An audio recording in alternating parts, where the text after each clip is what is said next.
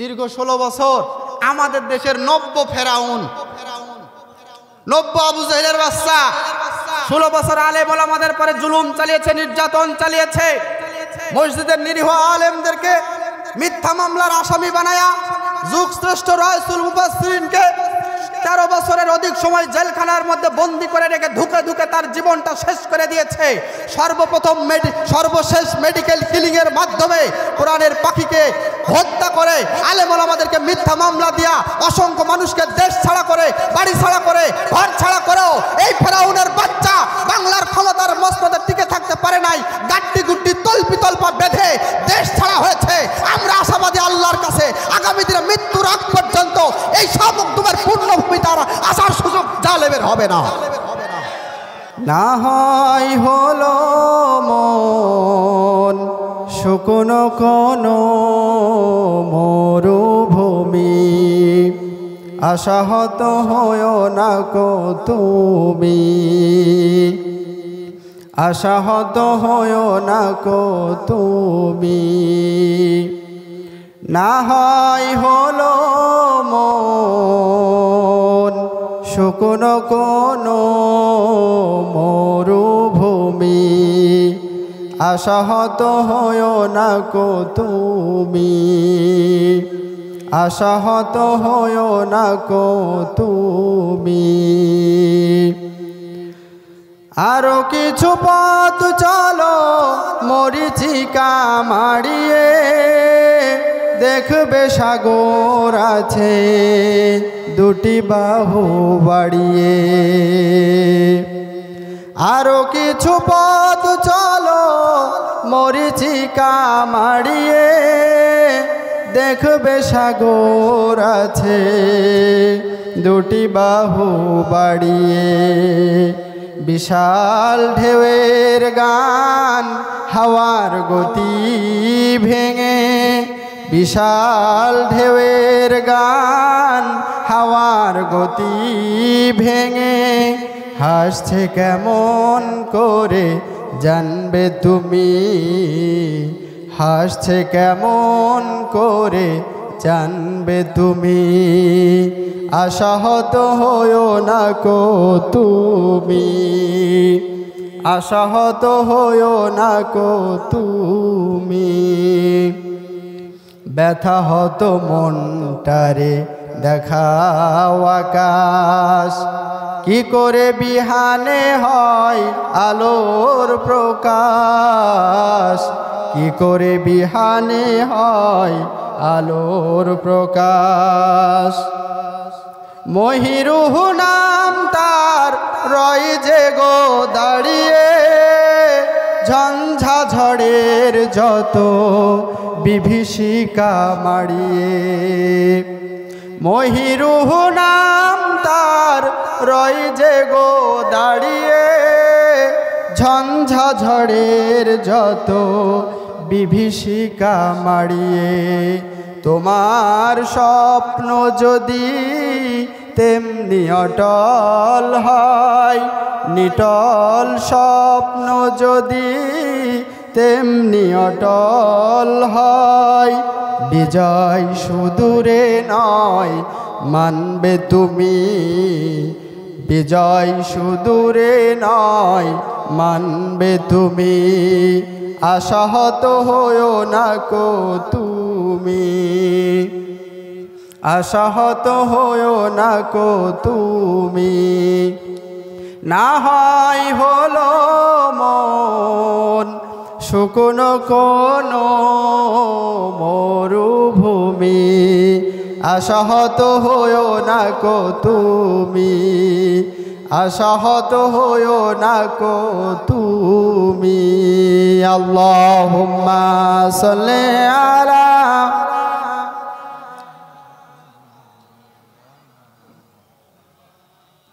ওয়ালা আলি সাইয়্যিদানা মাওলানা। আলহামদুলিল্লাহ। অধ্যকার ঐতিহ্যবাহী রাজশাহী জেলার তারুর উপজেলার মারিয়া যুব সংঘের উদ্যোগে আয়োজিত দ্বিতীয় বাৎসরিক 2 দিন ব্যাপী ঐতিহাসিক তাফসিরুল কোরআন মাহফিলের আজকের এই উদ্যোকার প্রথম রজনীর সম্মানিত শ্রদ্ধাভাজন সভাপতি, বিশিষ্ট ইসলামী চিন্তাবিদ, শিক্ষাবিদ, মুফাসসির কোরআন, আপনাদের চৌবাড়িয়া হাট জামে মসজিদের সম্মানিত খতিব সাহেব হুজুর, আমার একান্ত শ্রদ্ধাভাজন জনাব হাফেজ হজরত মাওলানা হাবিবুর রহমান বাস্তববাদী সাহেব, আতান আল্লাহু উমরাহু ওয়া বারাকাল্লাহু ফি হায়াতি। কোরআনুল কারীমের মাহফিলের যিনি সভাপতি, আল্লাহ পাক তার হায়াতে তাইয়্যিবাকে কবুল করুন, জোরে বলেন আমিন। আজকের মাহফিলের সম্মানিত সহসভাপতি, আপনাদের অতি পরিচিত মুখ, আমাদের একান্ত শ্রদ্ধাভাজন জনাব আলহাজ মুখলেসুর রহমান সাহেব। আজকের মাহফিলের সম্মানিত প্রধান অতিথি, বিশ্ব ইসলামী আন্দোলনের অন্যতম সিপাহসালার, বাংলাদেশ জামাত ইসলামীর কেন্দ্রীয় কমিটির সম্মানিত নায়েবে আমির, আমাদের একান্ত শ্রদ্ধাভাজন মুরব্বী, এই ঘুণে ধরা অসভ্য এই সমাজটাকে কোরআনের আলোয় আলোকিত করার জন্য, কোরআনের পার্লামেন্ট কায়েমের জন্য, কোরআনের সংসদ কায়েমের জন্য এই প্রাণবন্ত যার ছুটে চলা আমাদের একান্ত শ্রদ্ধাভাজন দায়িত্বশীল মুরব্বী, এই রাজশাহী তানোর গোদাগাড়ি 1 আসনের সম্মানিত জামাত ইসলাম মনোনীত এমপি পদপ্রার্থী জনাব অধ্যাপক মুজিবুর রহমান সাহেব।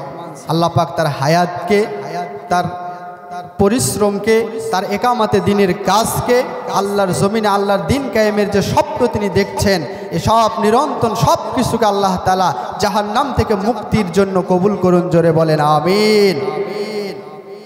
অন্যান্য অতিথিবৃন্দ, সামনে বসা মুরব্বেনে কেরাম, সমবয়স্ক যুবক ভাইরা, ছোট্ট স্নেহের কচি ও কাচারা, পদ্মার অভ্যন্তরে আমার একান্ত শ্রদ্ধাভাজন মা এবং বোনেরা, সকলকে জানাই অন্তরের স্থল থেকে আন্তরিক মোবারকবাদ, সালাম, আসসালামু আলাইকুম ওয়া রাহমাতুল্লাহি ওয়া বারাকাতুহু।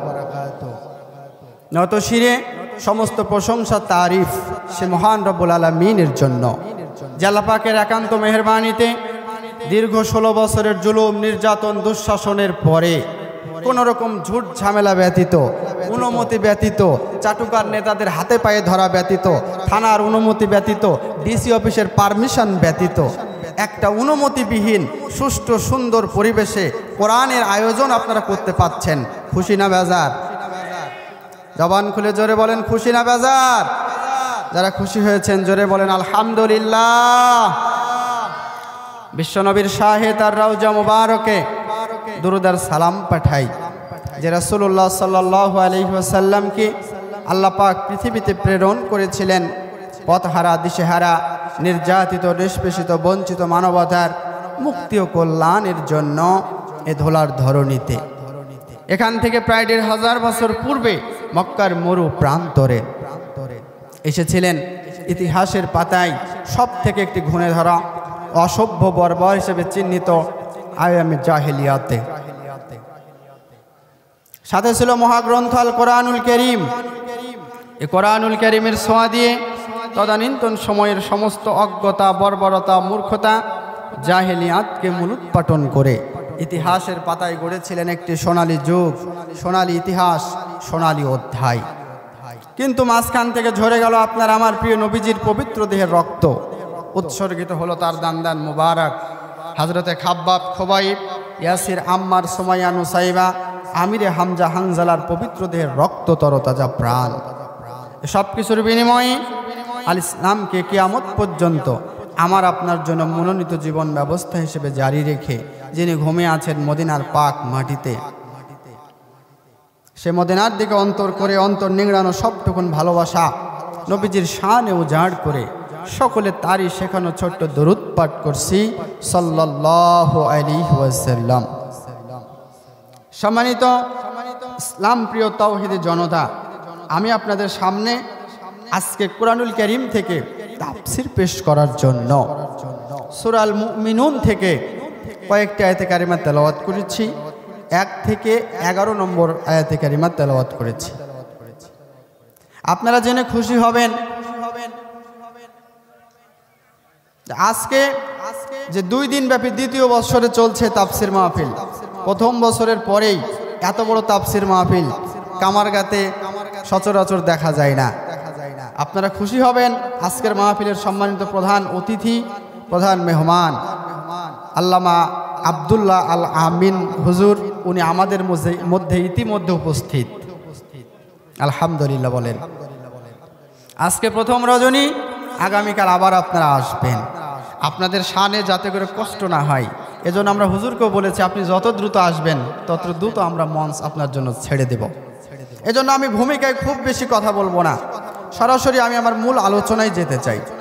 আপনাদের সামনে আলোচনার জন্য তেলাওয়াত করেছি সূরা মুমিনুন থেকে 1 থেকে 11 নম্বর আয়াতে কারিমা।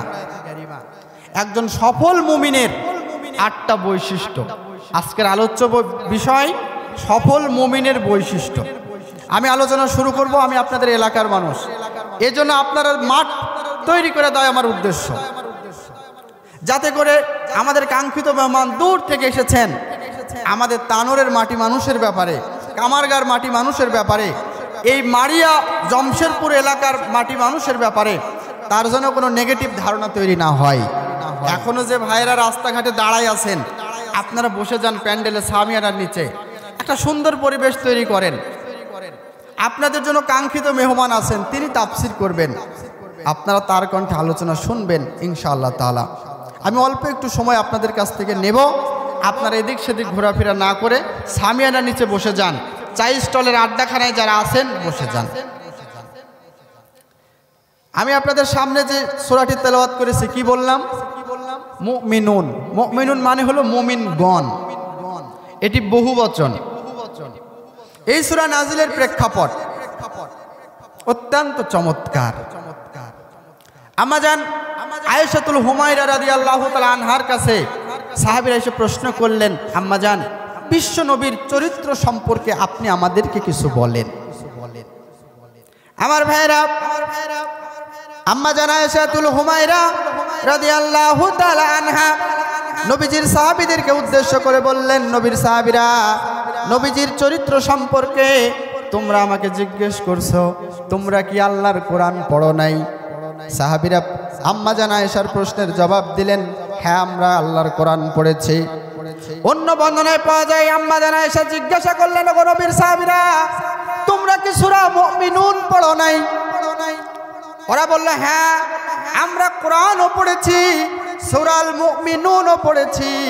আম্মাজান আয়েশাতুল হুমায়রা রাদিয়াল্লাহু তাআলা আনহা সাহাবীদেরকে উদ্দেশ্য করে বললেন, নবীর সাহাবীরা, তোমরা যদি আল্লাহর নবীর চরিত্র সম্পর্কে জানতে চাও তাহলে এই কোরআনুল কারীমের দিকে তাকাও। জোরে বলেন সুবহানাল্লাহ। আমার নবীর চরিত্র এবং এই কোরআনুল কারীম। নবীজি হলেন প্র্যাকটিক্যাল, এটি হলেন থিওরিক্যাল। এটি হচ্ছে থিওরিক্যাল তাত্ত্বিক গ্রন্থ। আর নবীজি তার 23 বছরের জিন্দেগি, নবুয়তের 23 বছরের জিন্দেগিতে ব্যক্তি, পরিবার, সমাজ, রাষ্ট্র জীবনের সমস্ত বাঁকে বাঁকে কোরআনুল কারীমের পূর্ণাঙ্গ অনুসরণ করে, অনুকরণ করে মানব জাতির জন্য তিনি দেখিয়ে দিলেন, আল ইয়াউমা আকমালতু লাকুম দীনাকুম ওয়া আতমামতু আলাইকুম নি'মাতি ওয়া রাদিতু লাকুমুল ইসলাম দীনা। তিনি এই কোরআনুল কারীমের পূর্ণাঙ্গ অনুসরণ করে আমাদেরকে দেখিয়েছেন। সুবহানাল্লাহ। সেই সূরাল মুমিনুন আপনাদের সামনে আমি তেলাওয়াত করেছি। আমরা জানব বিশ্বনবীর চরিত্র সম্পর্কে। পাশাপাশি আপনি যদি একজন সফল মুমিন হতে যান, কি কি বৈশিষ্ট্য আপনার থাকা লাগবে সে বৈশিষ্ট্যগুলো সম্পর্কেও আমরা জানব। এই সূরার শুরুতে আল্লাহ তাআলা বলছেন, কদ আফলাহাল মুমিনুন। প্রথম আয়াতে আল্লাহ বলছেন কদ আফলাহাল মুমিনুন, অবশ্যই দুনিয়ার মুমিনেরা সফল কাম হয়ে গেছে। সমস্ত দুনিয়ার মুমিনেরা কি হয়ে গেছে? সফল কাম হয়ে গেছে। অথচ আপনি যদি তাকান সারা পৃথিবী জুড়ে, আমি যদি আপনাকে জিজ্ঞাসা করি কুনতুম খায়রা উম্মাত, পৃথিবীর বুকে সর্বশ্রেষ্ঠ জাতিকে, আপনারা কি বলবেন? জোরে বলেন। মুসলমান। আবার যদি বলি পৃথিবীর বুকে সবচাইতে বেশি লাঞ্ছিত, সবচাইতে বেশি অপমানিত, সবচাইতে বেশি জুলুম নির্যাতনের শিকার হয় কোন জাতি? ফিলিস্তিনে মার খাচ্ছে কারা? সোমালিয়ায় মার খায় কারা? চীনের উইঘুরে মার খায় কারা? ভারতের গুজরাটে মার খায় কারা? কাশ্মীরে মার খায় কারা? ইরাকে মার খায় কারা? ইরানে মার খায় কারা? মুসলমানদের পক্ষে কথা বলার লোক নাই। ওই সময় তদানীন্তন সময় জর্জ ডাব্লিউ বুশের আমলে ইরানে পারমাণবিক বোমা পাওয়া গেছে বলে ইরাকে আক্রমণ শুরু করা হলো। তাদের লম্বা অভিযানে হাজার হাজার লক্ষ লক্ষ মুসলমানদেরকে হত্যা করা হলো। শেষ পর্যন্ত ফলাফল হচ্ছে কোনো অস্ত্র পাওয়া যায় নাই, মাঝখান থেকে সব মুসলমান মরে শেষ।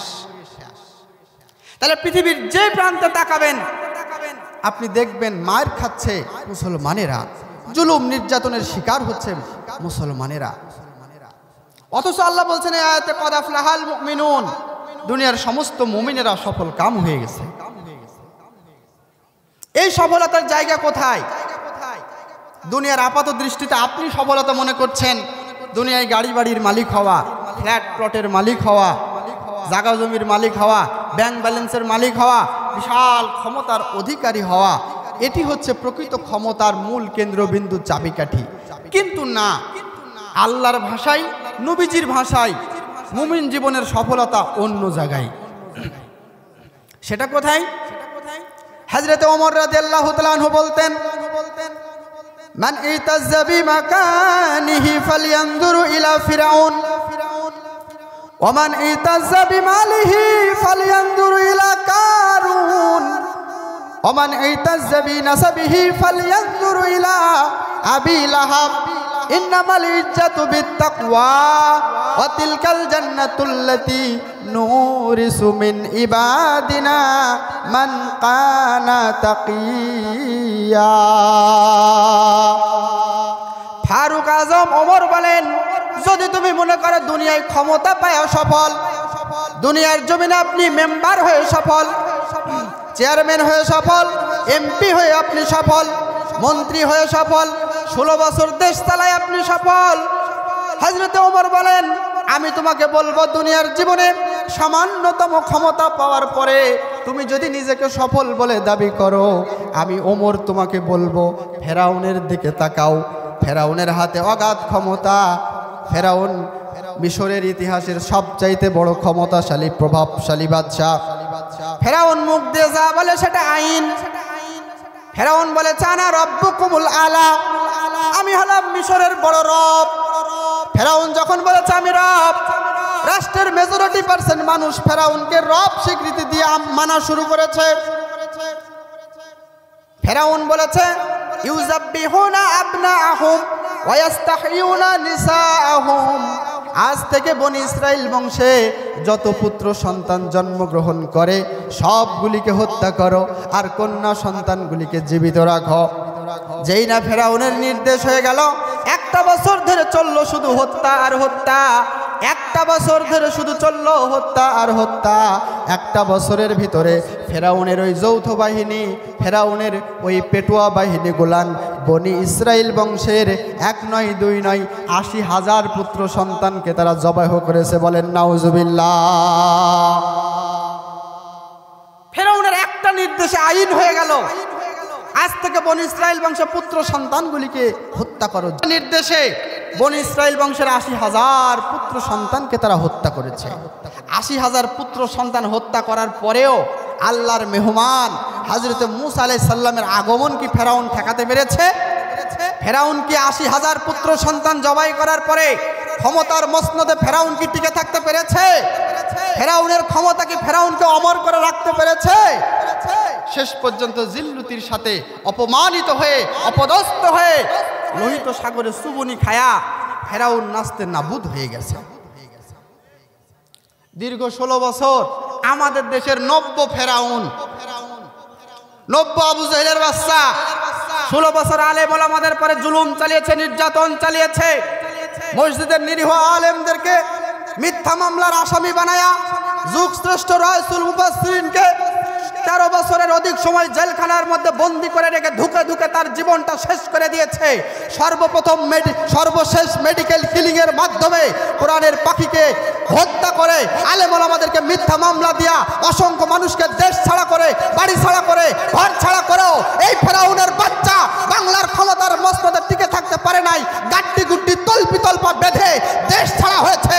আমরা আশাবাদী আল্লাহর কাছে আগামী দিনে মৃত্যুর আগ পর্যন্ত এই শামুকদুমের পূর্ণভূমি তার আসার সুযোগ জালেমের হবে না। আমরা কি আগামী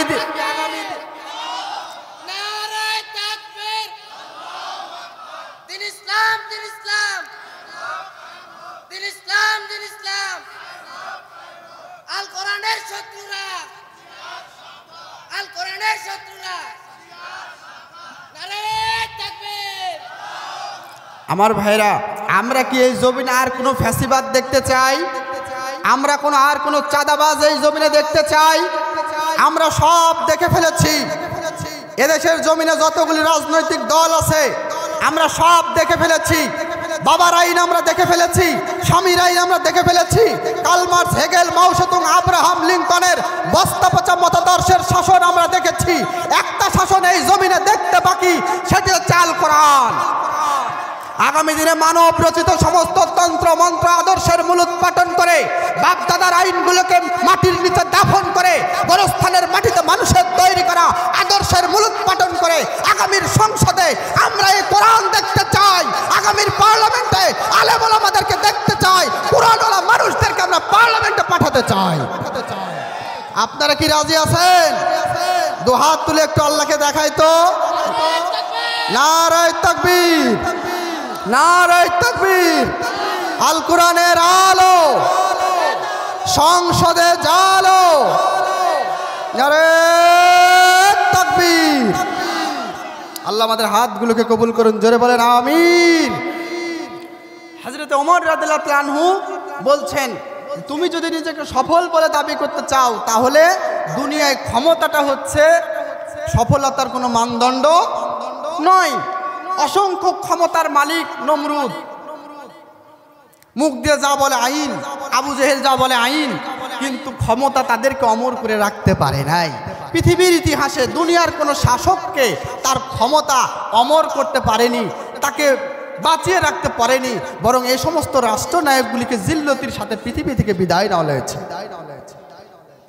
হযরত ওমর রাদিয়াল্লাহু তাআলা আনহু বলেন, তুমি যদি মনে করো দুনিয়ার বুকে সামান্য একটু ধন সম্পদের মালিক হয়ে তুমি যদি নিজেকে সফল বলে মনে করো, হযরত ওমর বলেন, আমি তোমাকে বলবো তুমি কারুনের দিকে তাকাও। কারুনের অগাধ সম্পদ আল্লাহ পাক পৃথিবীতে দান করেছিলেন।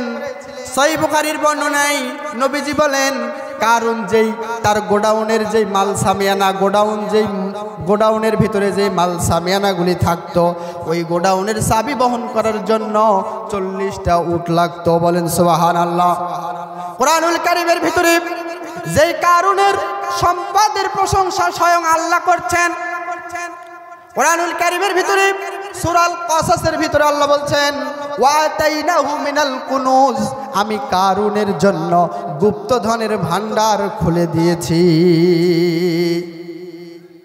স্বয়ং আল্লাহ যার জন্য গুপ্তধনের ভান্ডার খুলে দেয়, সে কত পরিমাণ সম্পদের মালিক হতে পারে। অথচ এই কারুন তার সম্পদ, টাকা পয়সা, ধন সম্পদ, পশু মেষপাল, চারণ ভূমি, কোনোটাই কারুনকে বাঁচিয়ে রাখতে পারে নাই, অমর করে রাখতে পারে নাই। দিন শেষে কারুন জিল্লতির শিকার হয়েছে। তাকে আল্লাহ পাক যে ধন সম্পদ, টাকা পয়সা, চারণ ভূমি, পশু মেষপাল যা কিছু দুনিয়ায় দান করেছিলেন, সবটাকে আল্লাহ তাআলা ধসিয়ে একেবারে লেকে পরিণত করে দিয়েছেন। বলেন নাউজুবিল্লাহ। হযরত ওমর বলেন, তুমি যদি মনে করো দুনিয়ার বুকে একটু সুন্দর চেহারা সুরাতের মালিক হওয়া মুমিন জীবনের সফলতা, দুনিয়ায় আপনার একটুখানি চেহারা আছে, ক্লাসের মধ্যে সবচাইতে সুন্দর দেখতে আপনি, আপনার মশারে মাটিতে পা পড়ে না, অসংখ্য বান্ধবী গার্লফ্রেন্ড আছে আপনার, মেসেঞ্জারে আপনাকে একের পর এক বান্ধবীরা নক করে, আপনি অশ্লীলতা ব্যাপনা জেনা ব্যভিচারের সাগরে ডুবে আছেন। দুনিয়ার এই রূপ লাবণ্যকে কাজে লাগিয়ে আপনি জেনা ব্যভিচারের মতো কাজে আপনি লিপ্ত আছেন। হযরতে ওমর বলেন, তুমি যদি মনে করো দুনিয়ার বুকে একটুখানি চেহারার সুন্দর চেহারার মালিক হওয়া মুমিন জীবনের প্রকৃত সফলতা, আমি তোমাকে বলবো আবু লাহাবের দিকে তাকাও। আবু লাহাবের আগুনের অঙ্গারের মতো লাল টুকটুকে চেহারা, কিন্তু আপনারা সাক্ষী দেন আবু লাহাবের সুন্দর চেহারা সুরাত থাকার পরেও আবু লাহাব সফল না ব্যর্থ? জোরে বলেন। আমার ভাইরা লক্ষ্য করেন, ক্ষমতাওয়ালা ফেরাউন ব্যর্থ, টাকা পয়সাওয়ালা কারুন ব্যর্থ, সুন্দর রূপ চেহারাওয়ালা আবু লাহাব ব্যর্থ, প্রক্ষান্তরে পরের বাড়িতে কাজ করে খায় কালো কুসকুসে চেহারা হাফসি গোলাম হযরতে বেলাল সফল না ব্যর্থ? জোরে বলেন, বেলাল সফল না ব্যর্থ? বেলালের কি ফেরাউনের মতো ক্ষমতা আছে? কারুনের মতো টাকা পয়সা আছে? আবু লাহাবের মতো সুন্দর চেহারা আছে? কিছুই নাই, কিন্তু বেলাল সফল। কারণ নবীজি মেরাজ সফর করে এসে বলেছেন, বেলাল আমি যখন জান্নাতের মধ্যে প্রবেশ করি তখন আমার আগে আগে তোমার পায়ের শব্দ আমি অনুভব করেছি। জোরে বলেন সুবহানাল্লাহ।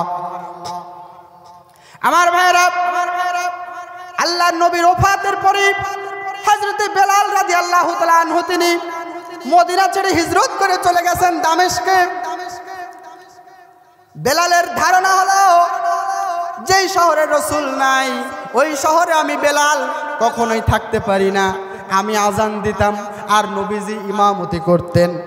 আজকে বেলাল মদিনার মসজিদে আজান দেবে আর নবীজি ইমামতি করবে না, তাহলে আমি বেলাল কোনো দিন আর মদিনার মসজিদে আজান দেব না।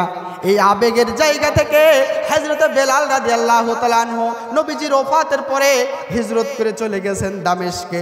মদিনায় সশব্দে তিনি আসতেন না।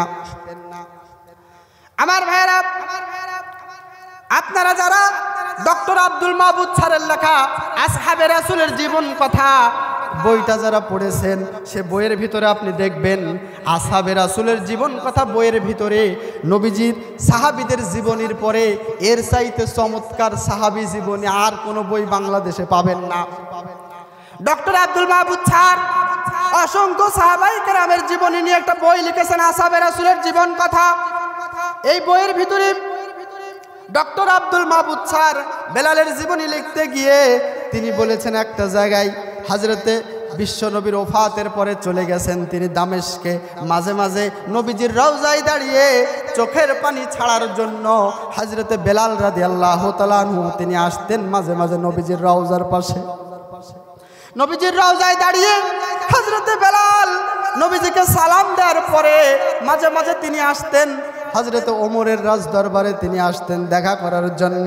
অর্ধ পৃথিবীর খলিফা হযরতে ওমর বেলালকে দেখে তিনি সিংহাসন থেকে দাঁড়িয়ে যেতেন, গায়ের চাদর টানতে টানতে দরজা পর্যন্ত তিনি ছুটে যেতেন। হযরতে বেলালকে কালো কুসকুসে হাফসি গোলাম হযরতে বেলালকে বুকের মধ্যে আলিঙ্গন করে ওমর রাদিয়াল্লাহু তাআলা আনহু বলতেন, আতানা সাইয়্যিদুনা বেলাল, আজকে আমাদের নেতা বেলাল এসেছে। বলেন সুবহানাল্লাহ। আচ্ছা আপনারা বলেন তো, অর্ধ পৃথিবীর খলিফা বেলাল না ওমর? বলেন ওমর। অথচ সেই ওমর বেলালকে বুকের মধ্যে আলিঙ্গন করে বলছেন, আতানা সাইয়্যিদুনা বেলাল, আজকে আমাদের নেতা বেলাল এসেছে। তারপরে মুমিন জীবনের প্রকৃত সফলতা দুনিয়ায় গাড়ি বাড়ি টাকা পয়সা ব্যাংক ব্যালেন্স সম্পদের মালিকানা হওয়া মুমিন জীবনের প্রকৃত সফলতা নয়, বরং মুমিন জীবনের প্রকৃত সফলতা হলো জাহান্নামের আগুনকে হারাম করে জান্নাতের মধ্যে একখান জায়গা তৈরি করে নেওয়া। যেই ব্যক্তি জাহান্নামের আগুনকে হারাম করে জান্নাতে জায়গা করে নিতে পেরেছে সেই প্রকৃতপক্ষে সফল কাম হয়ে গেছে। আমরা একটু কথা কম বলি ভাই, আপনারা মিডিয়ার ভাই যারা আছেন কাজ করেন, সমস্যা নেই, আপনাদের জন্য তো উন্মুক্ত পরিবেশ। নবীজি বলছেন সব মানুষের শেষে যে ব্যক্তিকে জাহান্নাম থেকে মুক্ত করে দেওয়া হবে তার জন্য আল্লাহ তাআলা 10 দুনিয়া সমপরিমাণ জায়গা রেখেছেন বরাদ্দ। আল্লাহর নবী বলেন, ইন্নী লা আরিফু মাইয়াদখুলুল জান্নাতা আখিরা, ইন্নী লা আরিফু মান ইয়াখরুজু মিনান নারি আখিরা ফাইন্নাহু ইয়াকুলু হুমামা ইউখরিজু মিনান নারি হাবওয়াব। আল্লাহর নবী বলেন, সর্বশেষ যেই ব্যক্তিকে জাহান্নামের আগুন থেকে মুক্ত করে দেওয়া হবে, আমি নবী তাকে সুন্দরভাবে চিনি। জাহান্নামের প্রচন্ড আগুনের ভিতরে একদল ইমানদার সামান্যতম ইমান নিয়া জাহান্নামের আগুনের ভিতরে দাউ দাউ করে জ্বলতেছে। আল্লাহ পাক ফেরেশতাদেরকে নির্দেশ করবেন, ও আমার ফেরেশতারা, জাহান্নামের মধ্যে সামান্যতম ঈমান নিয়ে যারা জাহান্নামের আগুনের মধ্যে দাউ দাউ করে জ্বলছে, আমার ওই সমস্ত বান্দাগুলিকে জাহান্নাম থেকে মুক্ত করে দাও। আল্লাহ পাকের এমন নির্দেশ পাওয়ার পরে জাহান্নামের দায়িত্বে নিয়োজিত থাকা ফেরেশতারা জাহান্নামের মধ্যে তন্ন তন্ন করে খুঁজবেন, এ মাথা থেকে ও মাথা, কোন ইমানদার বান্দাকেই তারা খুঁজে পাবে না। আল্লাহ পাকের কাছে হাজিরা দিয়া ফেরেশতারা বলবে, আল্লাহ, জাহান্নামের মধ্যে এই মুহূর্তে এমন ঈমান সম্পূর্ণ একটা বান্দাও আর খুঁজে পাওয়া যাচ্ছে না, আমরা ব্যর্থ। আল্লাহ পাক বলবেন, কোথায় আমার জাহান্নামের দায়িত্বে নিয়োজিত থাকা প্রধান ফেরেশতা মালিক? মালিক দারোগা আসবে। জাহান্নামের মূল ফেরেশতা, মূল দায়িত্বে থাকা ফেরেশতা নাম হলো মালিক। আপনাদের তানোর থানার ওসি মালিক না, জাহান্নামের দায়িত্বে থাকা নিয়োজিত থাকা ফেরেশতা, প্রধান ফেরেশতার নাম মালিক। আল্লাহ পাক মালিক ফেরেশতাকে ডাক দিয়ে বলবেন, মালিক, আমার জাহান্নামের ভিতরে একদল বান্দা, একজন বান্দা সামান্য পরিমাণ ঈমান নিয়া এখনো জাহান্নামের আগুনের মধ্যে দাউ দাউ করে জ্বলছে। যতক্ষণ না আমার ওই বান্দাকে জাহান্নাম থেকে মুক্ত করে দিচ্ছ, ততক্ষণ জাহান্নামের দরজা আমি চিরতরে বন্ধ করব না। বলেন সুবহানাল্লাহ।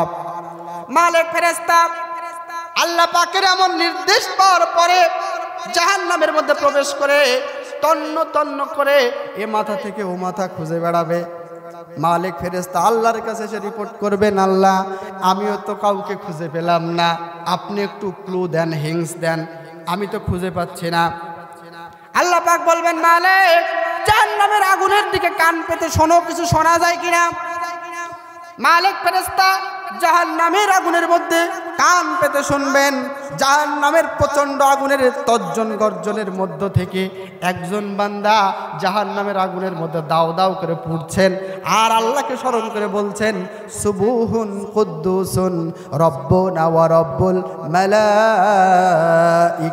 ওয়ার রূহ। আল্লাহ বলবেন, মালিক, কান পেতে শোনো, আমার বান্দাটা জাহান্নামের আগুনের মধ্যে পড়েও আমি আল্লাহ আমাকে ভুলে যাই নাই, রব্বুনা রব্বুনা বলে ডাকছি। আমার জাহান্নাম থেকে ওই বান্দাকে যতক্ষণ তুমি মুক্ত না করবে, ততক্ষণ পর্যন্ত জাহান্নামের দরজা আমি চিরদিনের জন্য বন্ধ করব না। মালিক ফেরেশতা ওই আওয়াজকে অনুসরণ করে, শব্দকে অনুসরণ করে জাহান্নামের মধ্যে যে লক্ষ্য করে দেখবেন যেই জায়গা থেকে রব্বনা রব্বনা বলে আওয়াজটা ভেসে আসছে, ওই জায়গায় কোনো মানুষই দেখা যায় না, শুধুমাত্র জাহান্নামের কিছু কীট পতঙ্গগুলি পড়ে আছে। মালিক ফেরেশতা জাহান্নামের কীট পতঙ্গগুলিকে সরাবেন। সরানোর পরে দেখবেন জীর্ণ শীর্ণ হয়ে একজন বান্দা একেবারে আগুনের দাউ দাউ করে জাহান্নামের আগুনের মধ্যে পুড়তে পুড়তে একেবারে কালো কয়লার মতো, আগুনের অঙ্গারের মতো কালো হয়ে গেছে। মালিক ফেরেশতা যখন তাকে ধরে দাঁড় করাবেন, ওই জাহান্নামী বান্দাটা শারীরিকভাবে এতটাই দুর্বল যে তার নিতম্বের পরে পিছন ব্যাক সাইডের পরে ভর দিয়ে দাঁড়াবে এমন কোনো শক্তি ওই বান্দার মধ্যে ওই মুহূর্তে নাই। সে জাহান্নাম থেকে বের হওয়ার জন্য ক্রলিং করতে থাকবে, হামাগুড়ি দিয়ে জাহান্নাম থেকে বের হবে। মালিক ফেরেশতা এবার তাকে যখন বের করে ফেললো, জাহান্নামের দরজাটা চিরদিনের জন্য বন্ধ হয়ে গেল। জাহান্নাম থেকে আর কোনো বান্দা বের হবে না। সামান্য ঈমান নিয়েও জাহান্নাম থেকে সর্বশেষ তিনি মুক্ত পেলেন। ফেরেশতা দেখালেন, বান্দা, জাহান্নাম থেকে যখন মুক্ত পেয়ে গেছো, তুমি তো সফল হয়ে গেছো। সুবহানাল্লাহ, তুমি তো সফল হয়ে গেছো। ওই যে তোমার জান্নাত, তুমি জান্নাতের দিকে আগতে থাকো। সে ক্রলিং করতে করতে হামাগুড়ি দিয়ে জান্নাতের দরজার সামনে গিয়ে দাঁড়াবে। ফেরেশতা জান্নাতের দায়িত্বে থাকা ফেরেশতারা ওই বান্দাকে অনুসরণ করে লক্ষ্য করে বলতে থাকবে, এমন জীর্ণ শীর্ণ চেহারা সুরাত নিয়ে তো জান্নাতের মধ্যে প্রবেশ করা যাবে না। ওই বান্দা বলবে, আল্লাহর নির্দেশ আছে আমার জান্নাতে যাওয়ার জন্য। দায়িত্বে নিয়োজিত থাকা ফেরেশতা বলবেন, তাহলে ওই যে অদূরে যে ঝর্ণাটা দেখা যায়, এই নারুন হায়াতের মধ্যে তুমি একটু গোসল করে আসো। ওই জাহান্নামী বান্দা ওই জান্নাতের ওই পানির মধ্যে মাথা ডুবিয়ে ডুব দেওয়ার সঙ্গে সঙ্গে একেবারে তরতাজা জান্নাতি যুবকে পরিণত হয়ে গেছে। বলেন সুবহানাল্লাহ। আমার ভাইরা, এবার সেই সর্বশেষ জাহান্নামী বান্দাটা উদ্ধার পেয়ে জান্নাতের মধ্যে প্রবেশ করলেন। জান্নাতের অসংখ্য নাজ নিয়ামতে ভরা জান্নাতের মধ্যে যখন তিনি প্রবেশ করলেন, দেখলেন জান্নাতের মধ্যে তার আপাত দৃষ্টিতে মনে হলো জান্নাতের মধ্যে একটুখানি ফাঁকা জায়গা আর একটুকু নাই, সবটা ফিল আপ হয়ে গেছে। সে আল্লাহর কাছে অনুরোধ করবে, আল্লাহ ফরিয়াদ করবে, আল্লাহ জাহান্নামের আগুন থেকে যখন মুক্ত করে দিয়েছো, জান্নাতের মধ্যে মাথা গুজার একটা জায়গা দাও। আল্লাহ বলবে, বান্দা দেখ তোর জন্য জায়গা বরাদ্দ আছে, দেখ হতাশ হোস না। সে তন্ন তন্ন খুঁজে তার জন্য কোনো জায়গা পাবে না। প্রত্যেকটা বিল্ডিং এর সামনে ওই ব্যক্তির নাম লেখা থাকবে, বিল্ডিং এর মালিকের। বিল্ডিং এর সামনে নাম লেখা আছে আবু বকর, ওমর, তালহা, জুবাইর, সাদ, এমনি ভাবে সাহাবায়ে কেরামদের নাম লেখা আছে। জান্নাতের বিল্ডিং এর মালিকের নাম লেখা আছে। সে বলল, আল্লাহ একটু কত জায়গা পেলাম না, একটু কি মাথা গোজার জায়গা দিবি না? আল্লাহ পাক তাকে উদ্দেশ্য করে বলবেন, বান্দা জাহান্নাম থেকে যখন মুক্ত করে দিয়েছি, জান্নাতে মাথা গোজার জন্য জায়গা করে দিব। তুই হতাশ হোস না, আমি আল্লাহ তোকে নিরাশ করব না। সর্বশেষ তোর জন্য আমি যে জায়গাটা বরাদ্দ রেখেছি, তা আসমান এবং জমিনের মধ্যবর্তী ফাঁকা জায়গার মতো 10 দুনিয়া সমান জায়গা আমি তোর জন্য বরাদ্দ রেখেছি। বলেন সুবহানাল্লাহ। তাহলে সর্বশেষ যে ব্যক্তি জাহান্নামের আগুন থেকে মুক্ত হবে, তার জন্য 10 দুনিয়া সমপরিমাণ জায়গা বরাদ্দ থাকবে। বলেন সুবহানাল্লাহ। 80,000 কর্মচারী তার জন্য নিয়োজিত থাকবে। তাহলে মুমিন জীবনের প্রকৃত সফলতা দুনিয়া এমপি মন্ত্রী, গাড়ি বাড়ি, ফ্ল্যাট প্লট, টাকা পয়সা, সুন্দর রূপ চেহারার মালিক হওয়া মুমিন জীবনের প্রকৃত সফলতা নয়। বরং মুমিন জীবনের প্রকৃত সফলতা হচ্ছে জাহান্নামের আগুনকে হারাম করে আল্লাহর জান্নাতের মধ্যে মাথা গোজার একটু জায়গা করে নেওয়া। আপনারা কোন সফলতার দিকে যাবেন? এই জন্য আল্লাহ পাক এই আয়াতে কারিমার শুরুতেই বলছেন, কদ আফলাহাল মুমিনুন, দুনিয়ার সমস্ত মুমিনেরা সফল কাম হয়ে গেছে। এবার আল্লাহ তাআলা সফল মুমিনের বৈশিষ্ট্য একের পর এক বর্ণনা করছেন। আমরা সফল মুমিনের 8টা বৈশিষ্ট্য শুনবো। কয়টা? জোরে বলেন কয়টা? 8টা বৈশিষ্ট্য আমরা শুনবো। 1 নম্বর বৈশিষ্ট্য হচ্ছে আল্লাযীনা হুম ফি সালাতিহিম খাশিউন। মুমিন, সফল মুমিনের 1 নম্বরের বৈশিষ্ট্য হচ্ছে তারা নিজেদের সালাতের মধ্যে বিনয়বত। সালাতের মধ্যে তারা বিনয়ী। তারা নিজেদের নামাজের মধ্যে দাঁড়িয়ে এদিক সেদিক করে না, নামাজের মধ্যে অমনোযোগী হয় না, দুনিয়াবি কোনো চিন্তা নামাজের মধ্যে করে না। নবীজির সাহাবীরা কিভাবে সালাত আদায় করেছেন আর আমরা কিভাবে সালাত আদায় করছি? নবীজির সাহাবী হযরত আলী রাদিয়াল্লাহু আনহু একটা যুদ্ধের ময়দানে গিয়ে তীর বেঁধেছে তার শরীরে। সাহাবীরা কেউ তার শরীরের তীরগুলো খসাতে পারতেছে না। নবীজি বলেন, আলী যখন নামাজের মধ্যে দাঁড়াবে তখন তার গায়ের তীরটাকে আপনারা খুলে দিবেন, তোমরা খুলে দিবে। আলী নামাজে দাঁড়িয়েছে, সাহাবীরা তীর খুলে ফেলেছে, আলী টেরি পান নাই। বলেন সুবহানাল্লাহ। আল্লাহর নবীর সাহাবী হযরত তালহা রাদিয়াল্লাহু তাআলা আনহু নামাজের মধ্যে দাঁড়িয়েছেন, পাশেই তার ছোট্ট বাচ্চা, তালহার পাশে তিনি খেলাধুলা করছিলেন। এমন সময় পাহাড়ি একটা সাপ এসে ওই ছোট্ট বাচ্চাটিকে তিনি জড়িয়ে ধরলেন। হযরত তালহা রাদিয়াল্লাহু তাআলা আনহুর স্ত্রী উম্মে সুলাইম তিনি পাড়া প্রতিবেশীদেরকে ডেকে এনে সাপটাকে মেরে সন্তানটাকে তিনি বিপদ মুক্ত করলেন। হযরত তালহা রাদিয়াল্লাহু তাআলা আনহু নামাজ শেষ করার পরে তিনি দেখলেন তার বাড়ি ভর্তি প্রচন্ড লোক। তার বিবিকে বললেন, ওগো বিবি, ও প্রাণের বিবি, আমার বাড়িতে এত লোকজন কেন? হযরত তালহার স্ত্রী বলেন, ওগো প্রাণের স্বামী, আপনি যখন নামাজের মধ্যে দাঁড়িয়ে গেছেন, পাশে আমাদের ছোট্ট বাচ্চাটা খেলাধুলা করছিল, এমন সময় পাহাড়ি একটা সাপ এসে সন্তানটাকে জড়িয়ে ধরেছে। আপনি যেহেতু নামাজের মধ্যে দাঁড়িয়ে আছেন, তাহলে কিভাবে আপনাকে ডাকতে পারি? এজন্য আপনাকে তলব না করে পাড়া প্রতিবেশীদেরকে ডেকে এনে সাপটাকে মেরে সন্তানটাকে বিপদমুক্ত আমি করেছি। ওগো প্রাণের স্বামী তালহা, এতগুলি ঘটনা আপনার চোখের সামনে ঘটে গেলই বলতে পারবেন না। হযরত তালহা বলেন, আমার প্রাণের বিবি, যখন আমি নামাজের মধ্যে দাঁড়িয়ে গেছি, তখন আমি সামনাসামনি আল্লাহর মুখোমুখি হয়ে গেছি।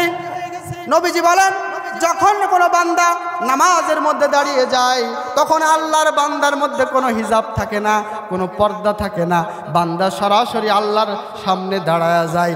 আমি যখন নামাজে দাঁড়িয়েছি, আল্লাহর সাথে কথোপকথনে লিপ্ত হয়ে গেছি। নামাজের মধ্যে এত মজা পাচ্ছিলাম, কাজেই ওই নামাজের মধ্যে দাঁড়ায়া আমার মনোযোগটা যদি ওই সাপ মারার সন্তানের সাপ মারার দিকে চলে যায়, ওগো প্রাণের বিবি, তাহলে আমি তালহার নামাজ তো আর নামাজ থাকে না। সাহাবায়ে কেরাম কিভাবে সালাত আদায় করেছেন, আর আমরা কিভাবে সালাত আদায় করছি? এজন্য আমার আপনার জন্য দুনিয়ার কোনো মানুষ, দুনিয়ার কোনো বুজুর্গ, দুনিয়ার কোনো আলেম ওলামা আমার আপনার জন্য অনুসরণের আদর্শ নয়, বরং সাল্লু কামা রাআইতুমুনি উসাল্লিন, নামাজ পড়ো সেইভাবে যেভাবে নবীজি পড়েছেন। দুনিয়ার সমস্ত বাঁকে বাঁকে, দুনিয়ার সমস্ত শাখা প্রশাখায়, জীবনের সব জায়গায় অনুসরণ করা লাগবে কাকে? জোরে বলেন কাকে? রাসূলকে। রাসূল হচ্ছে আমাদের জন্য সর্বোত্তম আদর্শ, সর্বোত্তম ব্যক্তি, সমস্ত সৃষ্টি জগতের ওপরে তার মর্যাদা।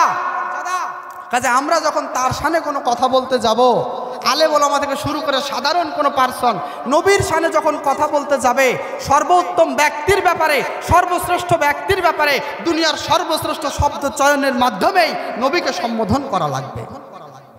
এই ব্যাপারগুলো আমাদের বি কেয়ারফুল, অত্যন্ত সতর্কতার সাথে থাকা লাগবে। আপনি আমি যেই হই না কেন, আপনার আমার আমল বিনষ্ট হয়ে যেতে পারে। স্বয়ং আল্লাহ বলছেন, লা তারফাউ আসওয়াতাকুম ফাওকা সাউতিন নাবিয়্যিন ওয়ালা তাজহার লাহু বিল কওলি কাহজারি বাদিন লিবাদিন আন তাহবাত আমালুকুম। আল্লাহ বলছেন যে তোমরা আল্লাহ এবং রাসূলের অগ্রণী হও না, আল্লাহ এবং রাসূলের সামনে যাও না। তোমরা যদি আল্লাহ এবং রাসূলের সামনে যাও যে কোনো সিদ্ধান্তের ক্ষেত্রে, আল্লাহ বলছেন তোমাদের সমস্ত আমলগুলিকে, সমস্ত কর্মগুলিকে আমি আল্লাহ নিষ্ফল করে দেব। বলেন নাউজুবিল্লাহ। দুই নম্বর মুমিন জীবনের বৈশিষ্ট্য হচ্ছে আল্লাহ, এক নম্বর বৈশিষ্ট্য আল্লাযীনা হুম ফি সলাতিহিম খাশিউন, দুই নম্বর হচ্ছে আল্লাযীনা হুম আনিল লাগবি মুরিদুন, যারা অনর্থক আজেবাজে কথাবার্তা থেকে বিরত থাকে। প্রয়োজন নেই আজেবাজে কথা বলার দরকার নেই। আল্লাহর নবীর সাহাবী হযরত সাউল ইবনে সাদ তিনি বর্ণনা করছেন, আন সাউল ইবনে সাদ রাদিয়াল্লাহু তাআলা আনহু قال قال رسول الله صلى الله عليه وسلم من أزمن لي ما بين لحييه وما بين رجليه أضمن له الجنة। নবীজি বলছেন, যে ব্যক্তি দুটো জিনিসের গ্যারান্টি আমি রাসূল আমাকে দিল, স্বয়ং আমি রাসূল তাকে জান্নাতের গ্যারান্টি দিলাম। কয়টা জিনিসের? দুইটা জিনিস। এক নাম্বার মান আজমানলি, এক নাম্বার দুই ঠোঁটের মাঝখানে, চোয়ালের মাঝখানের যে জবান, এই জবানের হেফাজত করা লাগবে। অনর্থক আজেবাজে কথাবার্তা থেকে আমাদের বিরত থাকা লাগবে। আমরা যখন মাউথ পিস পাই, বিশেষ করে রাজনৈতিক নেতৃবৃন্দরা যখন আমরা মাউথ পিস পাই, তখন এদিক সেদিক একে তাকে যাকে তাকে যে কোনো শব্দ চয়ন করে আমরা গালিগালাজ করি। এমনকি কিছু আলেম ওলামাদের মধ্যে আমরা লক্ষ্য করছি, একদিকে এক ব্যক্তি, এক আলেম ভুল করেছেন এক শব্দ চয়নে, আমি আবার তার প্রতিবাদ করছি গাঁজাখোর, মদখোর, ইয়াবাখোর, হিরোইনখোর, নানা কিছু বলে। এক শব্দ চয়নের অভাবে সে হলো অপরাধী, আমি তাকে সংশোধন করতে গিয়ে তার চাইতো জঘন্য, তার চাইতো কুৎসিত শব্দ চয়ন করে আমি আবার তার চাইতে বড় গুনাহ করে বসলাম। তাহলে অনর্থক আজেবাজে কথা থেকে আমাদের বিরত থাকা লাগবে। আর নবীজি বলছেন, দুই উরুর মাঝখানে লজ্জা স্থান, এই লজ্জা স্থানের গ্যারান্টি এবং জবানের হেফাজত যে ব্যক্তি করতে পারবে, স্বয়ং নবীজি আমি তাকে জান্নাতের গ্যারান্টি দিলাম। বলেন সুবহানাল্লাহ। তিন নম্বর ওয়াল্লাযীনা হুম লিয-যাকাতি ফাইলুন, যারা যাকাত আদায়ের ক্ষেত্রে সক্রিয় ভূমিকা পালন করে। এটি মুমিন জীবনের সফল মুমিনের 3 নম্বরের বৈশিষ্ট্য। যাকাত আদায়ের ক্ষেত্রে আপনারা সক্রিয় ভূমিকা পালন করবেন, গাফিলতি করবেন না। হযরত আবু বকর সিদ্দিক রাদিয়াল্লাহু তাআলা আনহু তিনি বলছেন, যে ব্যক্তি যাকাত দিতে অস্বীকার করে, আমি খলিফা রাষ্ট্রের প্রধান হয়ে তার বিরুদ্ধে যুদ্ধ ঘোষণা করলাম। এই ব্যাপারগুলো আমরা তো টাকা খরচ করতে চাই না। আমার যেহেতু সময়ের ব্যাপারে নোটিশ দেওয়া হয়েছে, আর আমি আপনাদের একটু মাঠ গুছিয়ে দিচ্ছি। আলামিন হুজুর যেহেতু আমাদের সামনে আব্দুল্লাহ আল আমিন আজকের মাহফিলের সম্মানিত প্রধান অতিথি, প্রধান মেহমান আমাদের মধ্যে উপস্থিত, যার কণ্ঠে তাফসীর শোনার জন্য আপনারা অধীর আগ্রহে বসে আছেন। আমরা একটু পরেই তাকে প্রেজেন্ট করব আপনাদের সামনে। আমি শুধু অল্প একটু মাঠটা ধরে রাখছি আপনাদের উনি আসা পর্যন্ত আর কি। তাহলে যাকাত আদায়ের ক্ষেত্রে আমাদের সক্রিয় ভূমিকা পালন করা লাগবে। 4 নম্বর, ওয়াল্লাযীনা হুম লিফুরুজিহিম হাফিজুন, যারা লজ্জা স্থানের হেফাজত করে। আমি বললাম আজকে কলেজ ইউনিভার্সিটিগুলোতে দেখেছেন লজ্জার কোনো বালাই আছে? পর্দা পুশিদা বালাই আছে? এই যে পাশে নাটোর জেলা 2010 সালের ঘটনা, সম্ভবত নাটোর সরকারি কলেজের প্রিন্সিপাল ওই সময় ছাত্রীকে পর্দা পরার জন্য, বোরকা পরে ক্লাসে আসার জন্য তার চাকরি সাসপেন্ড করা হয়েছে। 95% মুসলমানের দেশে যখন আপনার আমার কপালে কালো দাগ পড়ে গেছে সিজদার কারণে, সেই দেশে দাঁড়িয়ে শাহ মখদুমের পূর্ণ ভূমিতে পর্দার কারণে, পর্দার ব্যাপারে আল্লাহর ফরজ হুকুম পর্দার ব্যাপারে তলব করার কারণে মানুষের চাকরি চলে যায়। অথচ জাহাঙ্গীরনগর ইউনিভার্সিটিতে জসিমউদ্দিন মানিকের মতো কুলাঙ্গারেরা ধর্ষণ করে সেঞ্চুরি করার পরেও তাদের বিচার হয় না। আনন্দ উল্লাস করে মিষ্টি মুখ করে রাষ্ট্র তাদের প্রোটোকল দেয়। আর কোরআনের পাখি রয়সুল মুফাসসিরিন, যিনি তার জীবনের 50টা বছর ধরে মানুষকে ইসলামের কথা বলেছেন, কোরআনের কথা বলেছেন, দিন বিজয়ের কথা বলেছেন, যার কণ্ঠে তাফসীর শুনে হাজার হাজার তরুণ যুবকেরা টাকনুর উপরে প্যান্ট পরা শিখেছে, বেনামাজিরা নামাজি হয়েছে, ইসলাম বোঝা শিখেছে, ইসলাম মানা শিখেছে, সেই কোরআনের পাখি 13 বছর ধর্ষণের মামলা নিয়ে কাঁধের পরে নিয়ে ধুকে ধুকে জেলখানায় কষ্ট পায় আলেমরা। জেনাকারীরা প্রকাশ্যে ঘুরে বেড়ায়, আর কোরআনের পাখিরা জেলখানায় ধুকে ধুকে কষ্ট পায়। তাদের চোখের প্রাণী বৃথা যায়নি, মানুষের কলিজার হাক আর বৃথা যায়নি। অসংখ্য সন্তান হারা মায়েরা কেঁদেছেন চোখের পানি ছেড়ে। আল্লাহ তাদের দোয়া কবুল করেছেন, ঠিক না? অসংখ্য মায়েরা সন্তান হারিয়ে চোখের পানি ফেলে আল্লাহর কাছে কেঁদেছেন। আহারে শিল্পী বলছেন, মাগো তুমি কাঁদছ কেন একলা বাড়িতে, মাগো তুমি কাঁদছ কেন একলা বাড়িতে, তোমার আমার দেখা হবে মাগো,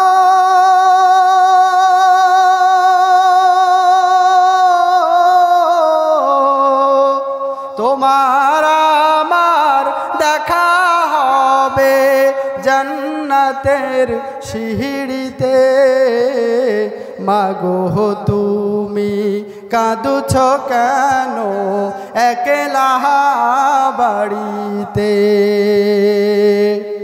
তুমি তো মা শিখিয়েছিলে শহীদেরা মরে না, তাই হয়েছি শহীদ মাগো অভিমান করো না, জিহাদ থেকে পারি কি মা, মিছিল থেকে পারি কি মা, এমনি আর ফিরিতে, মাগো তুমি কাঁদছ কেন একলা বাড়িতে।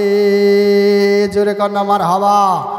অসংখ্য মায়েরা সন্তান হারিয়ে হাহাকার করেছে, চোখের পানি ফেলেছে, তাদের চোখের পানি বৃথা যায়নি। আল্লাহ তাদের দোয়া মঞ্জুর করেছেন। ফ্যাসিবাদ উৎখাত হয়েছে, স্বৈরাচারের উৎখাত হয়েছে। এই জমিনে বাপদাদার ক্ষমতার বাহার দেখিয়ে, বাপদাদার ক্ষমতাকে পুঁজি বানিয়ে, মুক্তিযুদ্ধকে পুঁজি করে যারা দরম মরম করেছে, সাধারণ মানুষের পরে জুলুম নির্যাতন করেছে, আলেম ওলামাদের জুলুম নির্যাতন করেছে, তারা এই দেশ ছাড়া হয়েছে।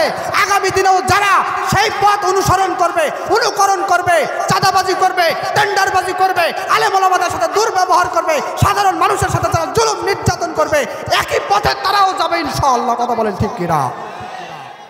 আমরা কখনোই মানুষ হয়ে মানুষের পরে জুলুম করব না, মানুষের কল্যাণের জন্য কাজ করব। তাহলে 4 নম্বর বৈশিষ্ট্য আমরা শুনলাম লজ্জাস্থানের হেফাজত। সফল মুমিনের 5 নম্বরের বৈশিষ্ট্য হচ্ছে যে তারা তাদের স্ত্রী এবং ডান হাতে যা অর্জন করে এর মধ্যেই তারা তাদের চাহিদাকে সীমাবদ্ধ রাখে। বাহিরের আজেবাজে জেনা ব্যভিচার পরকীয়ার কাজগুলোতে লিপ্ত হয় না। এটি একটি বৈশিষ্ট্য 4 নম্বরের। 5 নম্বরের বৈশিষ্ট্য আমি অল্প একটু বৈশিষ্ট্যগুলো বলে শেষ করবো ইনশাআল্লাহ তাআলা। 6 নম্বরের বৈশিষ্ট্য হচ্ছে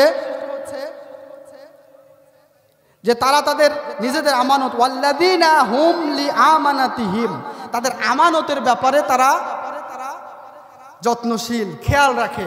তারা যে আমানতের প্রতিশ্রুতি, তাদের কাছে যখন কোনো আমানত রাখা হয় তখন তার খেয়ানত করে না। এমনকি দল করতে আবু জেহেলের মাল রেখে যেত নবীজির কাছে। এজন্যই তিনি বিশ্ববাসীর জন্য আদর্শ, অনুসরণীয়, অনুকরণীয়। 7 নম্বর বৈশিষ্ট্য হচ্ছে ওয়াহদিহিম রাউন, তারা তাদের অঙ্গীকারকে পূর্ণ করে। তারা যে প্রতিশ্রুতি দেয় এ প্রতিশ্রুতি তারা রক্ষা করে।